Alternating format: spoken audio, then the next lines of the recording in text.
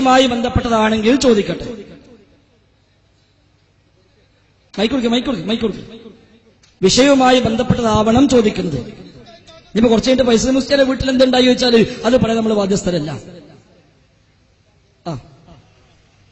ഉസ്താദിനോട് ഒരു ചോദ്യം കൂടി. ഒന്നോ രണ്ടൊക്കെ ചോദിക്കാം. നബിദിനത്തെ ബന്ധപ്പെട്ടിട്ടുള്ള ചോദ്യമല്ല എങ്കിലും നിങ്ങളുടെ പ്രസംഗത്തിൽ നിന്ന് എനിക്ക് കിട്ടിയതാണ്.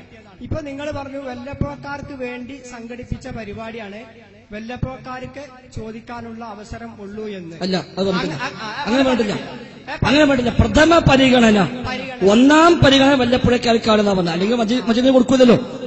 അപ്പൊ തെറ്റിദ്ധരിപ്പിക്കതുള്ളത് പറഞ്ഞു. അപ്പൊ നമുക്ക് എന്റെ ചോദ്യം വന്നത് ഇവിടുത്തെ വല്ലപ്പുഴത്തെ KNMന്റെ ആളോടാണ് എന്റെ ചോദ്യം വന്നത്.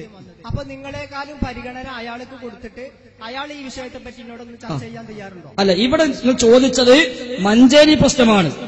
മഞ്ചേരി എന്നുള്ളത് വല്ലപ്പുഴ ഗ്രാമത്തിലോ വല്ലപ്പുഴ പഞ്ചായത്തിലോ പെട്ട സ്ഥലമല്ല സുഹൃത്തെ. മഞ്ചേരി എന്നുള്ളത് ഈ വല്ലപ്പുഴയുടെ ഈ പഞ്ചായത്തിന്റെ ഉള്ളിൽപ്പെട്ട സ്ഥലമല്ല, ഈ ജില്ലയിൽ പോലും പെട്ട സ്ഥലമല്ല, ഈ ജില്ലയിൽ പോലും പെട്ടതല്ല. ഇനി ഇൻഷാ അല്ലാഹ് അത് ചർച്ച വേണോ എങ്കിൽ ഇവിടെ സ്വാഗതം പറഞ്ഞ സവാദാണല്ലോ. സുഹൃത്ത് ശ്രദ്ധിക്കണില്ല, ഉത്തരം ശ്രദ്ധിക്കണില്ല. ഉത്തരം ഇവിടെ സ്വാഗതം പറഞ്ഞ സവാദാണല്ലോ. അതുകൊണ്ട് ആ സ്വാഗതവുമായി ബന്ധപ്പെട്ടാണല്ലോ താങ്കൾ സംശയം ഉണ്ടായത്. എങ്കിൽ സവാദ് തയ്യാറാണ്. നാളെ രാവിലെ വേണേ നിങ്ങളെ വീട്ടിലേക്ക് വരാം, അല്ലെങ്കിൽ അദ്ദേഹത്തിന്റെ വീട്ടിലേക്ക് നിങ്ങൾ ചൊല്ലുക. ഇൻഷാ അല്ലാഹ് ചർച്ച ചെയ്യാം. നിങ്ങളെ വീട്ടിലേക്ക് അങ്ങോട്ട് വരും വേണമെങ്കിൽ, അല്ലെങ്കിൽ ഇങ്ങോട്ട് ചെന്നാൽ മതി. അടുത്താള് പേര് പറയാ, സ്ഥലം പറയാം. അസ്സലാമു അലൈക്കും. എന്റെ പേര് അൻസാർ എന്നാണ്. ഞാൻ ചൂരക്കോട് നിവാസിയാണ്. ഇവിടെ 3 കിലോമീറ്റർ. ഞാൻ ഒരു പണ്ഡിതനോ അല്ലെങ്കിൽ കൂടുതൽ അറിവുള്ള ആളല്ല. എങ്കിലും സാദരീകമായി ഇവിടെ എത്തിപ്പെട്ടപ്പോൾ എനിക്ക് ഈ പ്രസംഗം ശ്രദ്ധിക്കാൻ കഴിഞ്ഞു. അപ്പോ നബി സല്ലല്ലാഹു അലൈഹി വസല്ലം തങ്ങളുടെ ജന്മദിനം ആഘോഷിക്കൽ, അല്ലെങ്കിൽ അതിന്റെ പേരിൽ ഒരു പ്രത്യേക ആചാരങ്ങളോ, അല്ലെങ്കിൽ ആചാരത്തിൽ ദിവസത്തെ പ്രത്യേകമായി അല്ലെങ്കിൽ മാസത്തെ പ്രത്യേകമായി ആഘോഷിക്കലോ ശരിയാണോ എന്നാണ് ഇവിടുത്തെ വിഷയം എന്ന് മനസ്സിലാക്കിയവരുണ്ട്. ഞാൻ ഞാൻ കേട്ടത് സുന്നി പണ്ഡിതന്മാരിൽ നിന്ന് നബി സല്ലല്ലാഹു അലൈഹി വസല്ലം ജനിച്ചപ്പോൾ നബിയുടെ പിതാവിന്റെ ബന്ധു, ഞാൻ മനസ്സിലാക്കുന്നു അദ്ദേഹത്തിന്റെ എളാപ്പയാണെന്ന്, നബിയുടെ ജന്മദിനത്തിൽ സന്തോഷിച്ചതുകൊണ്ട് ഒരു മൃഗത്തിനെ അറുക്കുകയും ഒരു അടിമയെ മോചിപ്പിക്കുകയും ചെയ്തു എന്ന്. ഈ സംഭവം അദ്ദേഹത്തിന്റെ പാരത്രിക ജീവിതത്തിൽ പ്രത്യേക ദിനത്തിൽ ഗുണമുള്ളതാണ് എന്നും ഞാൻ സുന്നി പണ്ഡിതന്മാരിൽ നിന്ന് കേൾക്കാൻ കഴിഞ്ഞു. രണ്ടാമത്തെ കാര്യം, നബി സല്ലല്ലാഹു അലൈഹി വസല്ലം മദീനയിലേക്ക് ഹിജ്റ പോയപ്പോൾ ആ ദിനത്തെ കാത്തിരുന്ന മദീന നിവാസികൾ ദിവസങ്ങളോളം നബിക്ക് വേണ്ടി കാത്തിരിക്കുകയും ശേഷം നബി സല്ലല്ലാഹു അലൈഹി വസല്ലം മദീനയിലേക്ക് എത്തിയപ്പോൾ അവര് പ്രത്യേക ദഫ്മുട്ട് അല്ലെങ്കിൽ അതുപോലുള്ള ആഘോഷം കൊണ്ട് വല്ലാതെ ആഹ്ലാദവാന്മാരായി പോവുകയും ചെയ്തു എന്ന്. ഈ സംഭവത്തെയോ നബി സല്ലല്ലാഹു അലൈഹി വസല്ലം തങ്ങളോ അദ്ദേഹത്തിന്റെ അനുചരന്മാരോ എതിർക്കുകയോ അല്ലെങ്കിൽ ശാസിക്കുകയോ ചെയ്തതായി അറിവില്ല. എനിക്കറിയില്ല, എന്റെ അറിവില്ലായ്മയാകാം. ഈ സംഭവങ്ങൾ തെറ്റാണോ? അല്ലെങ്കിൽ നബി സല്ലല്ലാഹു അലൈഹി വസല്ലം തങ്ങളുടെ പേരിൽ ആഘോഷിച്ചതിന്റെ പേരിൽ നബിയുടെ പിതാവിന്റെ സഹോദരൻ അല്ലെങ്കിൽ പിതാവിന്റെ എളാപ്പ അങ്ങനെ ആരാവട്ടെ അവർക്ക് ഗുണം കിട്ടും എന്നുള്ള വാദം തെറ്റാണോ?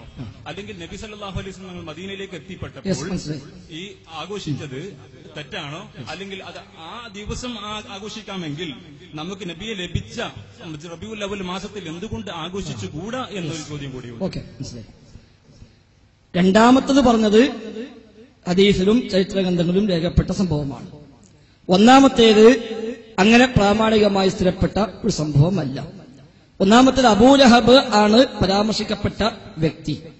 ആ അബൂലഹബിന് നരകശിക്ഷയിൽ ഇളവുണ്ട് എന്ന് പറയപ്പെടുന്ന സംഭവമാണ് സാധാരണ അത്തരം ഉസ്താദന്മാരുടെ പ്രഭാഷണങ്ങൾ കേൾക്കാറുള്ളത്. അത് യഥാർത്ഥത്തിൽ അങ്ങനെ ഉണ്ടെങ്കിൽ, അബൂലഹബിന് നരകത്തിൽ ഇളവുണ്ടെങ്കിൽ, ഇളവുണ്ട് എന്ന് നമ്മോട് പറയേണ്ടത് ഒന്ന് അള്ളാഹുവാണ്, രണ്ട് അള്ളാഹിന്റെ റസൂലാണ്.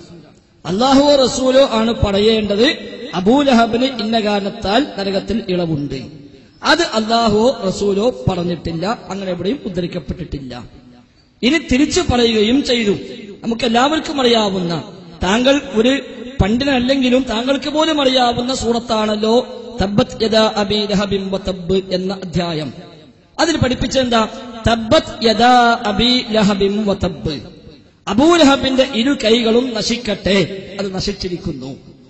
മാ അഗ്നാ അൻഹു മാലുഹു വമാ കസബ്, അവന്റെ സമ്പാദ്യമോ അവന്റെ സ്വത്തുക്കളോ അവന് ഉപകരിച്ചില്ല.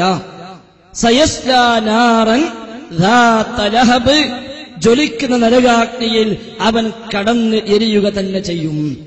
ഇത് അവനെക്കുറിച്ച്, അബൂലഹബിനെ കുറിച്ച് അള്ളാഹു നമ്മെ പഠിപ്പിച്ചതാണ്. അപ്പൊ അബൂലഹബ് നരകത്തിലാണ് എന്നും അബൂലഹബിന് ഇരു കൈകളും നശിച്ചുവെന്നും അബൂലഹബിന്റെ സ്വത്തോ സമ്പാദ്യങ്ങളോ അവന് ഉപകരിച്ചില്ല എന്നും വിശുദ്ധ ഖുർആനിൽ വ്യക്തമായി പറഞ്ഞു. ഇനി അതിനപ്പുറം ഇതൊക്കെ ഉണ്ടെങ്കിലും അവന്റെ ഒരു സമ്പാദ്യം ഉപകരിച്ചുവെന്ന് റസൂലുള്ളാഹി പറഞ്ഞാൽ നമുക്കത് അംഗീകരിക്കാം. പക്ഷെ അത് പറഞ്ഞിട്ടില്ല. അള്ളാഹു പറഞ്ഞാൽ അംഗീകരിക്കാം, അതും പറഞ്ഞിട്ടില്ല. പിന്നെ ഒരു സ്വപ്ന കഥയുണ്ട്. അബൂലഹബിന്റെ വഫാത്തിനു ശേഷം അബൂലഹബിന്റെ കുടുംബക്കാരൻ സ്വപ്നം കണ്ടു എന്നാണ്. റആഹു ബഅദു അഹ്ലിഹി, അബൂലഹബിന്റെ ഒരു കുടുംബക്കാരൻ അബൂലഹബിന്റെ സ്വപ്നം കണ്ടു വളരെ മോശമായ അവസ്ഥയിൽ. അപ്പൊ ചോദിച്ചു അബൂലഹബിനോട്, എന്താണ് നിന്റെ അവസ്ഥകൾ? അപ്പൊ അബൂലഹബ് പറഞ്ഞു, നിങ്ങളെ വിട്ട് പോന്നതിന് ശേഷം എനിക്ക് യാതൊരു ആശ്വാസവും ലഭിച്ചിട്ടില്ല, ഒരു ഖൈറും ഞാൻ കണ്ടിട്ടില്ല.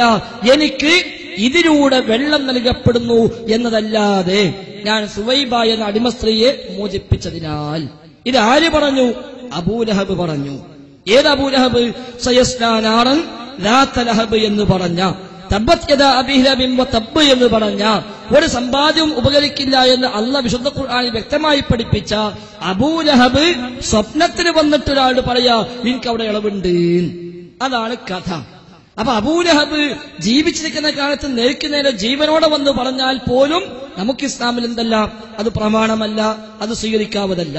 എങ്കിൽ പിന്നെ അബൂലഹബിന്റെ മരണശേഷം അബൂലഹബിന് ഒരാൾ സ്വപ്നം കാണുകയും ആ സ്വപ്നത്തിൽ അബൂലഹബ് ഇങ്ങനെ പറയുകയും ചെയ്തു എന്ന് പറഞ്ഞാൽ അത് ഇസ്ലാമിൽ ഒരിക്കലും ഒരു മാതൃകയല്ല, പ്രമാണമല്ല. മറ്റേത്, അള്ളാഹു റസൂൽ മക്കയിൽ നിന്ന് ഹിജ്റ പോവുകയാണ്. മദീനക്കാരുമായി അള്ളാഹു റസൂൽ ഹജ്ജിന്റെ സമയത്ത് ഒരു കരാറുണ്ടാക്കി. ഹജ്ജിന്റെ സമയത്ത് മദീനക്കാർ ഹജ്ജനായി വന്നപ്പോൾ അവിടെ വെച്ച് സംസാരിക്കുകയും അവരുമായി ദീനീ കാര്യങ്ങൾ പറയുകയും അവരിൽ ഏതാനും ആളുകൾ ദീന് സ്വീകരിക്കുകയും നബിതങ്ങളും സ്വഹാബത്തും ഇവിടെ അനുഭവിക്കുന്ന പീഡനങ്ങളും പ്രയാസങ്ങളും മനസ്സിലാക്കുകയും ചെയ്തപ്പോൾ അവര് പറഞ്ഞു, റസൂലെ താങ്കൾ അങ്ങോട്ട് പോരൂ, ഞങ്ങൾ താങ്കളെ സ്വീകരിക്കാം.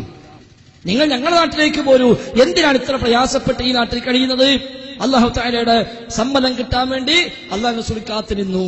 ആ സമ്മതം കിട്ടിയപ്പോൾ അല്ലാഹുവിന്റെ റസൂല് ഹിജ്റ പുറപ്പെട്ടു. മുഹറം മാസത്തിൽ ഹിജ്റക്കുള്ള ഒരുക്കങ്ങൾ തുടങ്ങി. റബീഉൽ അവ്വൽ മാസത്തിലാണ് അല്ലാഹുവിന്റെ റസൂൽ ഹിജ്റയുണ്ടായത്. അങ്ങനെ ഹിജ്റ ചെന്ന് മദീനയിലേക്ക് നബി തങ്ങൾ പുറപ്പെട്ടു. ആ അല്ലാഹുവിന്റെ റസൂലിനെ സ്വീകരിക്കാൻ വേണ്ടി മദീനക്കാർ എന്നും വന്ന് കാത്തു നിൽക്കും. അങ്ങനെ കുറെ സമയം കാത്തുനിന്ന് നബിതങ്ങൾ വരുന്നില്ലെന്ന് കാണുമ്പോൾ പിന്നീട് തിരിച്ചു പോകും. അങ്ങനെ റസൂൽ വരുന്നത് അവർ കാണുകയാണ്. സന്തോഷം കൊണ്ട് അവർ തുള്ളിച്ചാടുകയാണ്. അവർ റസൂലുള്ളാഹിയെ സ്വീകരിക്കുകയാണ്. അത് സ്ഥിരപ്പെട്ട സംഭവം തന്നെയാണ്.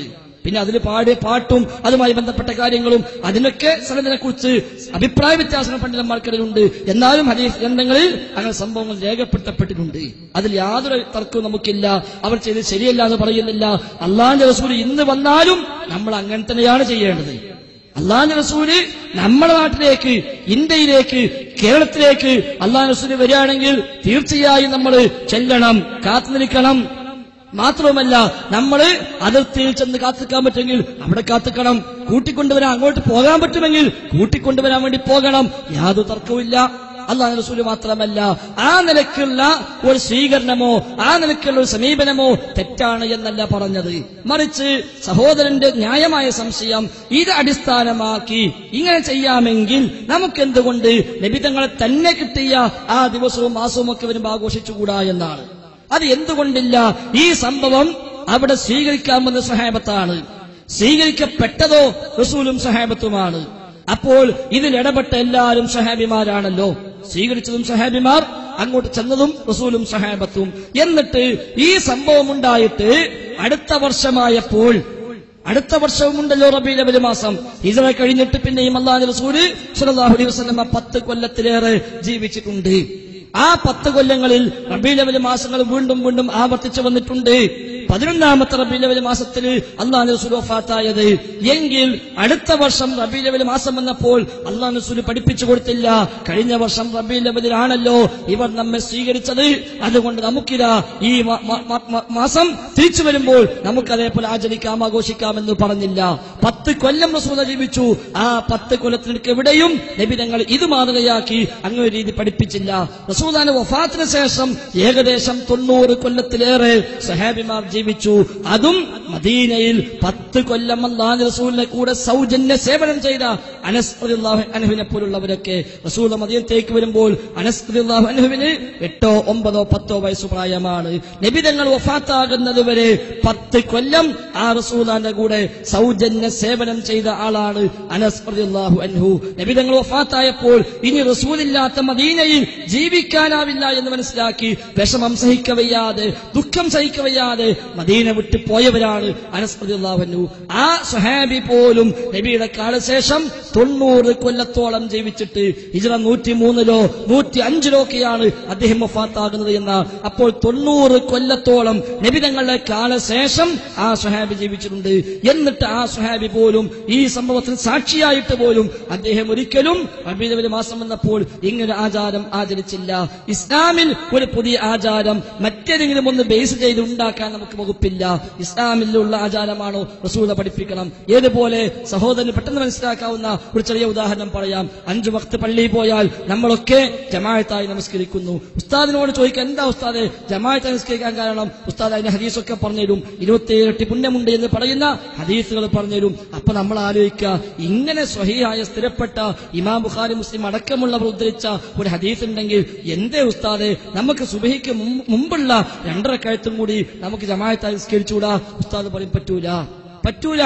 എന്തുകൊണ്ട് പറ്റില്ല? റസൂൽ അങ്ങനെ പഠിപ്പിച്ചിട്ടില്ല. റവാത്തിബ് സുന്നത്തുകൾ ഏതും അങ്ങനെ ജമാഅത്തെ നിസ്കരിക്കാൻ നമുക്ക് പറ്റില്ല. എന്തുകൊണ്ട്? റസൂൽ അങ്ങനെ പഠിപ്പിച്ചില്ല. അപ്പൊ ഇബാദത്തിന്റെ വിഷയങ്ങളിൽ അള്ളാഹും റസൂലും എന്താണോ പഠിപ്പിച്ചത് അത് മാത്രമേ ചെയ്യാവൂ. അതിലേക്ക് ബേസ് ചെയ്ത് പുതിയ സാധനം ഉണ്ടാക്കാൻ പറ്റൂല. തിങ്കളാഴ്ച നോമ്പ് നമ്മൾ നോക്കുന്നു, എന്തുകൊണ്ട്? ഇത് ബേസ് ചെയ്തിട്ടല്ല, റസൂൽ പ്രത്യേകം പഠിപ്പിച്ചു തിങ്കളാഴ്ച നോമ്പ് സുന്നത്താണ് എന്ന്. എന്നാൽ അത് ബേസ് ചെയ്തിട്ട് റബീഉൽ അവ്വൽ 12 നോമ്പ് ഉണ്ടാക്കാൻ പറ്റുമോ? പറ്റൂല. ഒരാൾ പറയാ നബി തങ്ങൾ ജനിച്ച ദിവസം തിങ്കളാഴ്ച, അന്ന് നോമ്പുണ്ടായല്ലോ, എങ്കിൽ നബി തങ്ങൾ ജനിച്ച റബീഉൽ അവ്വൽ 12-ന് ഞാൻ നോമ്പ് നോക്കിട്ടെ എന്നാലോ? പറ്റില്ല. അങ്ങനെ നോറ്റാലോ അത് ബിദ്അത്താണ് താനും. അപ്പൊ ഇസ്ലാമിലെ ഇബാദത്തുകൾ, ഇസ്ലാമിലെ ആചാരങ്ങൾ അത് ആയത്തുകളെയും ഹദീസുകളെയും അടിസ്ഥാനത്തിലാണ് നാം അത് സ്വീകരിക്കേണ്ടത്. നബിയിൽ നിന്ന് ദീന് പഠിച്ച സ്വഹാബത്താണ് അത് ജീവിതത്തിൽ പാലിച്ച് ആദ്യമായി നമുക്ക് മാതൃക കാണിച്ചു തരേണ്ടത്. അവരാരും ചെയ്യാത്ത ഒന്ന്, പിൽക്കാത്ത രാഷ്ട്രീയക്കാരനായ മുദഫർ എന്ന രാജാവുണ്ടാക്കിയ ഏർപ്പാട്, ആ ഏർപ്പാട് ഇസ്ലാമിൽ ഒരു ആചാരമായി, ഇസ്ലാമിൽ പുണ്യകർമ്മമായി നമുക്ക് അനുവദിക്കാൻ വകുപ്പില്ല എന്നതുകൊണ്ടാണ് ഇത് അനിസ്ലാമികമാണ് എന്ന് പറയുന്നത്. നേരത്തെ